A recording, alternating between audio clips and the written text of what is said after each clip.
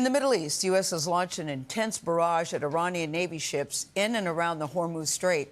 Both sides are fighting to control the key waterway for global oil supplies. And the war is making gas much more expensive. If you're driving on the road, you know this. The national average is now $3.58 a gallon. Chief Correspondent Matt Gutman is in Tel Aviv with the latest. Matt, good morning. Nobody likes it when the gas starts with 3 when it used to start with 2. Good morning to you. Absolutely not, and it looks like this could be getting even more heated. Just a short time ago, Gayle, we learned that 3 ships traveling through the Strait of Hormuz, that narrow channel through which a fifth of the world's oil passes, were struck by suspected Iranian drones. That is, U.S. officials tell us that they see that Iran may be taking steps towards laying mines in those very waters. The U.S. military says it's hunting Iranian mine-laying ships in the Persian Gulf, but Iran appears to have tightened its grip on the choke point of the Strait of Hormuz, through which a fifth of the world's oil passes. Just this morning, 3 ships in the Persian Gulf reported being struck by suspected Iranian drones. The U.S. says its strikes have significantly reduced Iranian missile and drone fire.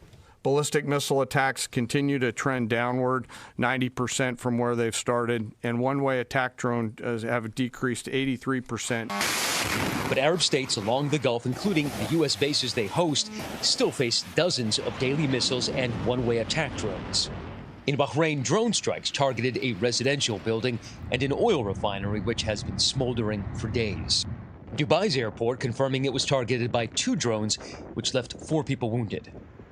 If the war ended today, would it be enough? Could you consider it a success? It's definitely not a victory. I have to say that, because the regime is not going to capitulate, not in a million ways. The U.S. and Israel say they have hobbled Iran's military with over 5,000 strikes. In Tehran, video shows cratered streets. Body bags are laid out on the ground.